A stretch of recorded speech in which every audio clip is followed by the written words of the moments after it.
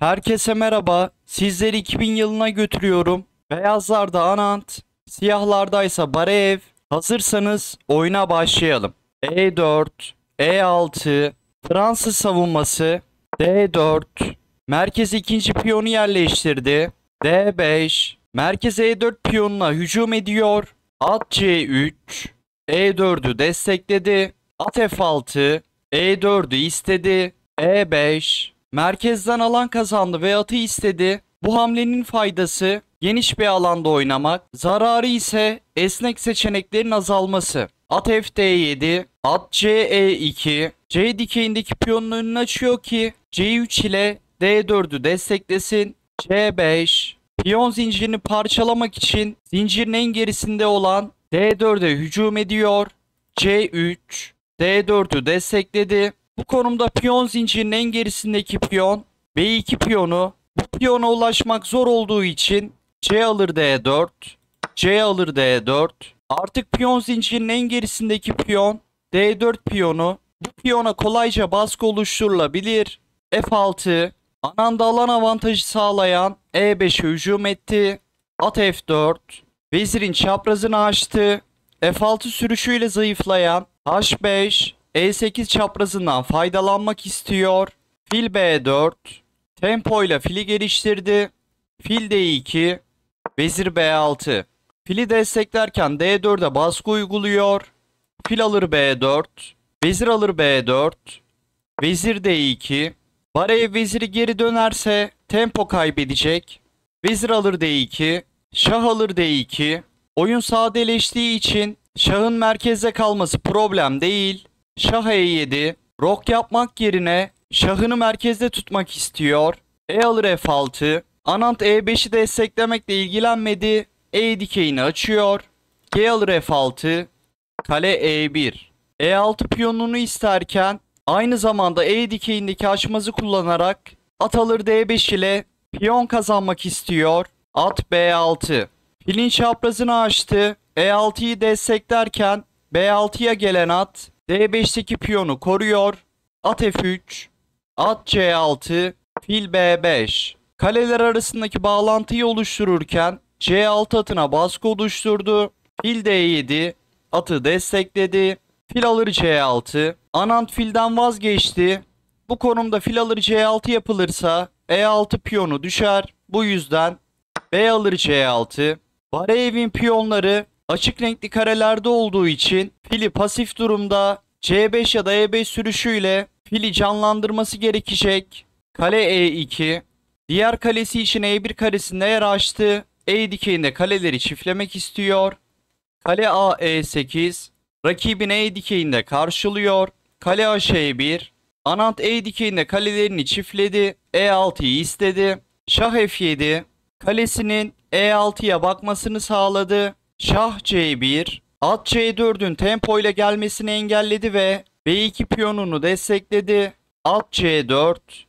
At D2. Atları değişmek istedi. At alır D2. Şah alır D2. C5. D7 karesindeki filin etkinliğini artırdı ve piyon feda ediyor. D4 ortadan kalktıktan sonra E5 ile merkezde üstünlük sağlayacak. D alır C5, E5. Merkezde üstünlük sağladı ve fili adam etti ama ikinci piyonu feda ediyor. At alır D5, fil B5. Tempoyla D dikeyini açtı. Kaliteyi istedi. Kale kaçarsa kale D8'den sonra atı korumanın bir yolu yok.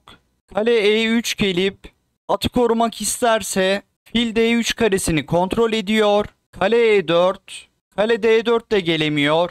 Şah C3, çift ünlem. Mükemmel bir kalite fedası. Anant buraları çok iyi hesaplamıştı. Fil alır E2, kale alır E2.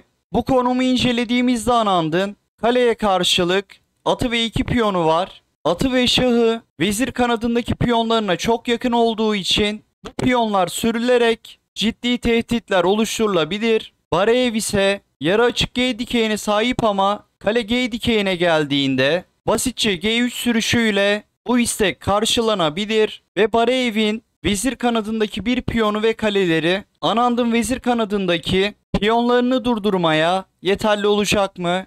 Kale C8. C5'i istedi. Şah C4.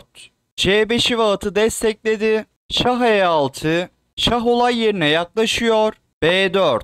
C5'i destekledi. Kale HD8. Atı istedi. Kale D2. Kale D7.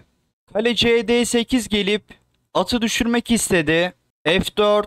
Kritik bir hamle. Kale CD8 planını engelledi. Kale CD8 oynanırsa C6 kaleyi ister. Kale alır D5 hamlesiyle at alınırsa F5. Şahı saptırır. Sonrasında kaleyi alır ve geçerleri durdurmak mümkün değildir. F4'e geri dönelim. E4. Barev E dikeyinde geçer piyon elde etti. Tempoyla E3, E2 ilerleyecek. Kale atın savunmasına bağlı olduğu için D dikeyini de bırakamıyor. Kale D4. Oyunu kazanmanın tek yolu şah çekerek E4'ü almak istedi. F5. Piyonları bağladı. G4. Kazanca taşıyan tek hamle E ve F piyonlarını birbirinden ayırmak istedi. Kale G7. G4'e baskı oluşturdu. At E3. G4'ü destekledi ve F5'e baskı oluşturdu. F alır G4.